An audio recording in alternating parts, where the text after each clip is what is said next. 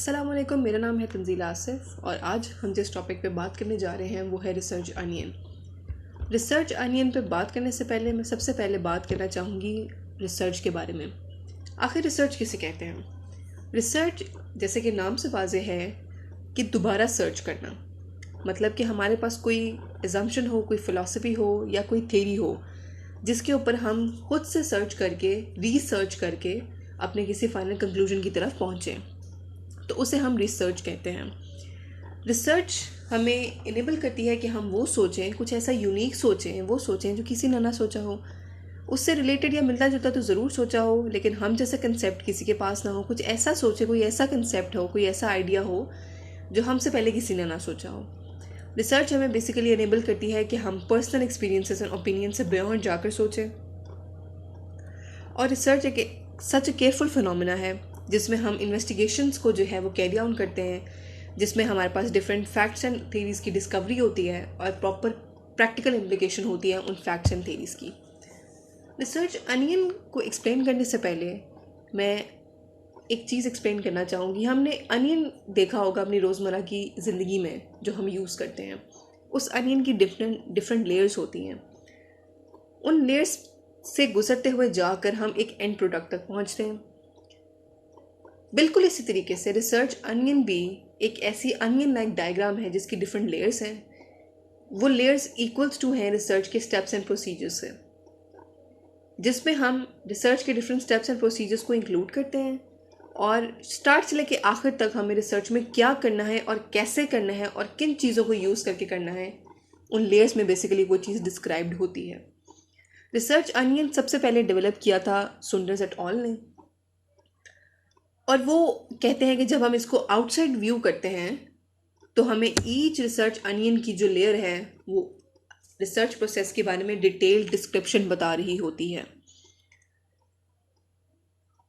Research onion हमें मज़ीद detail description provide करता है अबाउट द रिसर्च प्रोसेस और हमें बताता है कि हम स्टार्ट से लेके एंड तक as a researcher, as a scholar अपनी रिसर्च को किस तरीके से लेकर चल सकते हैं। यहाँ पर आप देख सकते हैं एक रिसर्च अनियन की डायग्राम है। उसमें डिफरेंट लेयर्स हैं जो कि वाज़ेह तौर पर दिखाई दे रही हैं।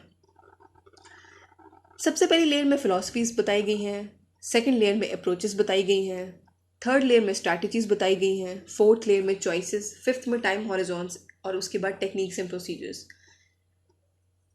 इस फर्स्ट लेयर में मिसाल के तौर पे जितनी भी फ़िलासफ़ीज़ बताई गई हैं उनमें से कोई एक फ़िलासफ़ी रिसर्चर या स्कॉलर यूज़ करता है और उस फ़िलासफ़ी को लेकर अपनी रिसर्च को कैरी आउट करता है from the very start to the very and.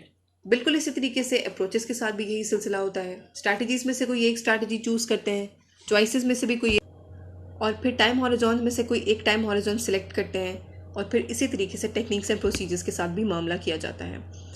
तो फिर बेसिकली इन तमाम स्टेप्स एंड प्रोसीजर्स को फॉलो करते हुए हम अपनी रिसर्च को as a scholar, as a researcher जो है वो कंडक्ट करते हैं। अब हम इन तमाम को बारी बारी देखेंगे और मज़ीद डिटेल में देखेंगे।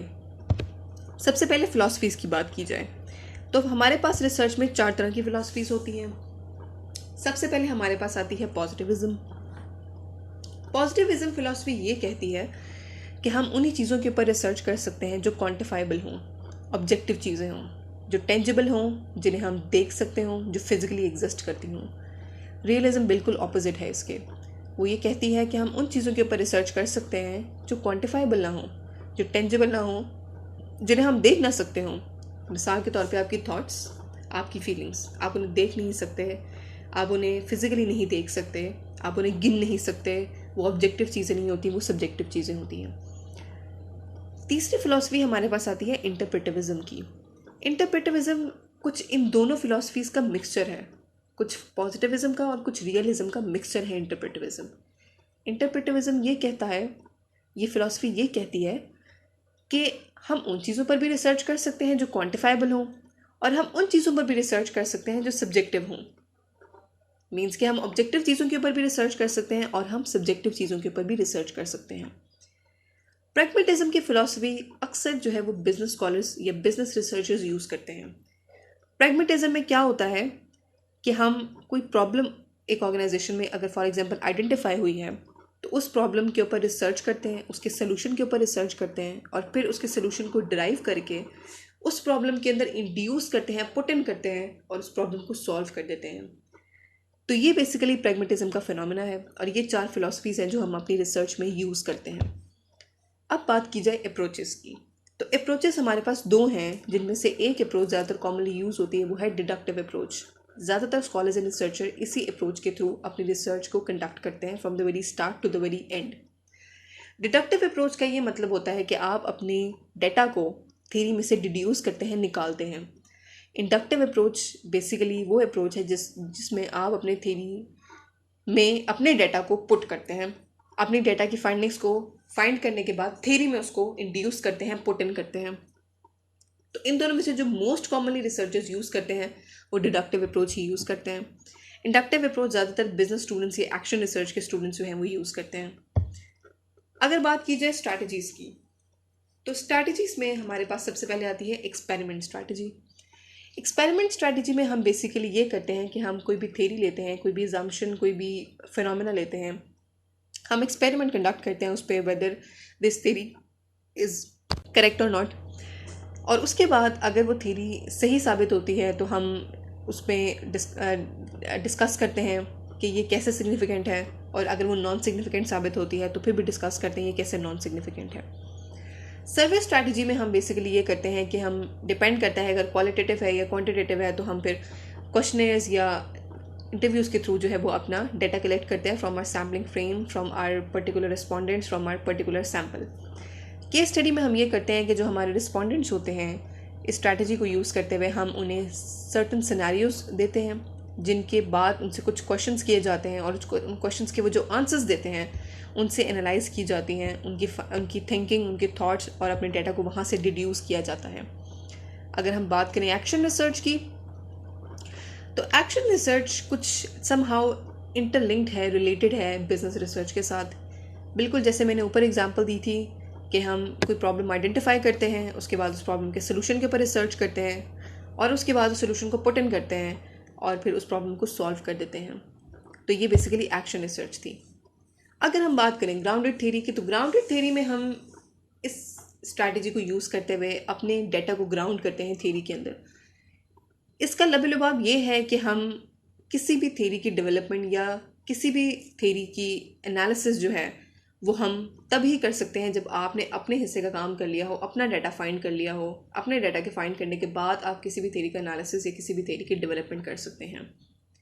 एथनोग्राफी एक ऐसी स्ट्रैटेजी है जिसमें आप अपना डाटा कलेक्ट करते हैं by interacting the respondent, by going with in their real life environment of them.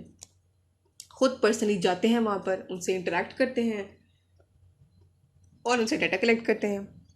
आर्किवल research is somehow related to the historical research, जिसमें हिस्टोरिकल मोन्यूमेंट्स, हिस्टोरिकल डॉक्यूमेंट्स वगैरह पे हम जो है वो रिसर्च करते हैं। उनको यूज़ करते हुए अपनी रिसर्च को हम कैरी आउट करते हैं। अब बात की जाए चॉइसेस की, तो हमारे पास 3 तरह की चॉइसेस होती हैं रिसर्च में: मोनो मेथड, मिक्स मेथड और मल्टी मेथड। मोनो मेथड में हम कोई एक चूज़ करते हैं जिसमें से क्वालिटेटिव में से या क्वांटिटेटिव में से। मिक्स में हम दोनों का मिक्सचर लेकर चलते हैं साथ थ्रू आउट द रिसर्च, और मल्टी में हम दोनों को at the very same time use करते हैं फॉर आर रिसर्च। तो इन तीनों चॉइसेस में से कोई एक चॉइस लेकर हम चलते हैं ड्यूरिंग आर रिसर्च प्रोसेस। कोई भी स्कॉलरी रिसर्चर जब भी अपनी रिसर्च कंडक्ट करता है। Time horizon, time horizon basically time limit है जिसमें आप अपने रिसर्च के लिए डेटा जो आपने डिफरेंट रिस्पॉन्डेंट्स से अपना कलेक्ट करना होता है वो करते हैं। टाइम हॉरिजॉन में हमारे पास 2 तरह के टाइम हॉरिजॉन्स आते हैं। एक टाइम हॉरिजॉन हमारे पास क्रॉस सेक्शनल है, एक लॉन्गिट्यूडनल है।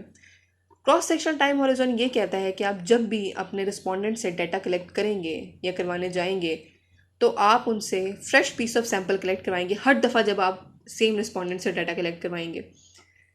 इस क्रॉस सेक्शनल रिसर्च से हमारी रिसर्च काफ़ी जल्दी भी कंप्लीट हो जाती है, हम जल्दी डाटा डिड्यूस कर लेते हैं, जल्दी कंक्लूजन तक पहुंच जाते हैं। जबकि longitudinal research is very much time taking. और लॉन्गिट्यूडनल रिसर्च बेसिकली ये चीज़ है कि हम उसमें सेम रिस्पॉन्डेंट से सेम रिस्पॉन्सेज बार बार लेते हैं, जिसकी वजह से ये बहुत ज़्यादा टाइम टेकिंग हो जाती है। अब तक जो हमने डिस्कस किया वो रिसर्च की स्टेप्स थे, रिसर्च की टेक्निक्स थी और प्रोसीजर्स थे जो हमने अब तक डिस्कस किया। टाइम हॉरिजॉन जब हम डिफ़ाइन कर लेते हैं और जब हम ये डिफ़ाइन कर लेते हैं कि ये हमारे रिसर्च के रिस्पोंडेंट्स हैं और उनसे हम डाटा कलेक्ट कर लेते हैं, तो फिर हम डाटा कलेक्शन और डाटा एनालिसिस की तरफ जाते हैं। डाटा कलेक्शन जो हम करवाते हैं वो डिफरेंट क्वेश्चनर से करवाते हैं, इंटरव्यू से करवाते हैं, सर्वे से करवाते हैं, और डाटा कलेक्शन के फौरी बाद हम डाटा एनालिसिस को देखते हैं। डाटा एनालिसिस में ये होता है बेसिकली कि आपने सर्टन सॉफ्टवेयर्स यूज़ किए होते हैं, उन सॉफ्टवेयर्स को लेकर आप अपने डाटा को उसमें पुट करते हैं और अपने डाटा का एनालिसिस करते हैं, whether your data whether your findings match the findings that are mentioned in the literature or not, whether your findings are exactly the same that are mentioned in the literature or not.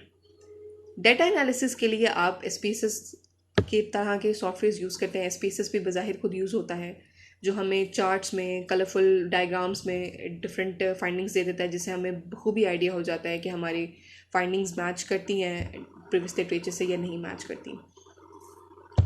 तो इस तरीके से हम discussion के chapter को फिर लिखते हैं, जिसमें हम बताते हैं कि हमारी फाइंडिंग्स सिग्निफिकेंट रहीं या हमारी फाइंडिंग्स नॉन सिग्निफिकेंट रहीं, और लिटरेचर में सिग्निफिकेंट हैं या लिटरेचर में नॉन सिग्निफिकेंट हैं, और किस तरीके से वो हमारी फाइंडिंग्स लिटरेचर के साथ मैच करती हैं। अगर सिग्निफिकेंट रहीं तो भी हम उसकी रीज़न एक्सप्लेन करते हैं, अगर सिग्निफिकेंट नहीं रहीं तो क्यों नहीं रहीं हम उसकी रीज़न एक्सप्लेन करते हैं, जिसमें मुख्तलिफ रीज़न आ जाती हैं, कॉन्टेक्स्ट, डेमोग्राफिक्स, बेशुमार रीज़न आ जाती हैं। तो फिर हम कंक्लूजन का चैप्टर लिखते हैं, और कंक्लूजन में हम स्टार्ट से लेकर एंड तक बताते हैं कि हमारी रिसर्च में हमने क्या किया, इंट्रो क्या था, लिटरेचर रिव्यू क्या था, मेथोडोलॉजी क्या थी, और उसमें हम फिर बेसिकली बताते हैं कि हमने स्टार्ट से लेकर एंड तक अपनी रिसर्च को कैसे, किन फिलॉसफीज़, किन अप्रोचेस, किन स्ट्रैटेजीज़, किन चॉइसेस को लेके हमने अपनी रिसर्च को कंडक्ट किया। ये कुछ इन्फॉर्मेशन थी मेरी तरफ से रिसर्च अनियन के ऊपर। I hope I tried my best to provide you with the best of my knowledge and best of my information, and I hope that I have made myself very much clear about what is research onion, what are the stages of research onion, what is a research process, and all that. These are some references from which I derived my data. References which I discussed here are because of one of the particular reason. If we talk about the research world or research language, plagiarism is very much discussed term in the world of research. Plagiarism का मैं बताती चलूँ, plagiarism किसे कहते हैं। जब आप अपने टॉपिक के ऊपर काम शुरू करते हैं, अपने किसी भी टॉपिक के ऊपर, किसी भी रिसर्च पेपर के लिए, किसी भी, तो उसमें हम बेसिकली क्या करते हैं कि हम कुछ डेटा डिड्यूस करते हैं वहाँ से। उस ऑथर ने जो फाइंडिंग्स दी होती हैं, या उस ऑथर ने कुछ हाइपोथेसिस दिए होते हैं, या लिटरेचर रिव्यू में कुछ ऐसा मटेरियल लिखा होता है जो हमें लगता है कि रेलिवेंट है हमारे डेटा से और हमारी फील्ड से, हमारे वर्क से, तो हम वहाँ से डेटा कुछ डिड्यूस कर लेते हैं। If we fail to cite that particular article, if we fail to cite or give the reference of that particular author, that it comes under the plagiarism. Plagiarism के लिए is considered as a crime in the world of the research. इसके लिए बहुत ज़्यादा strict words use की जाते हैं in the world of research. There are many much softwares जहाँ से आप अपने काम को या दूसरों के काम को साइट कर सकते हो, आपके काम को दूसरे साइट कर सकते हैं, लाइक EndNote, Zotero, इस तरह के बहुत से सॉफ्टवेयर्स हैं। तो अगर आपने कहीं से डाटा लिया, डिराइव किया और उसको कॉपी पेस्ट किया, तो it comes direct under plagiarism. लेकिन अगर आपने वहाँ से कहीं से डाटा लिया है, किसी भी ऑथर का, किसी भी रिसर्च आर्टिकल से डाटा लिया है, किसी भी रिसर्च पेपर से, टर्म पेपर से, या किसी भी थीसिस से डाटा लिया है, और आपने कॉपी पेस्ट नहीं किया लेकिन आपने अपने वर्ड्स में उसको लिखा है, even after then you have to put a reference, or you have to give citation of that particular author or particular term paper, research paper. And if you fail that, you have committed a crime in the world of the research. So I think so this needs to be considered, that we need to have a less plagiarized work as compared to others. And HEC has also given the limit of this plagiarism less than 15%. There are some words that go repeatedly, but HEC has avoided this concept that we must have a plagiarized work. So try to avoid plagiarism while having a research paper or while writing a research article. So this was all from my side. I hope I had given you a better concept of research onion, and I have it explained in a better way, and you have a better understanding of research onion, of research philosophies, approaches, strategies, and many more stages of research after listening to this video. This is Tanzila Asif, a research student of MS, who tried to give a brief description on the topic of research onion. Signing off. Thank you so much, have a great day.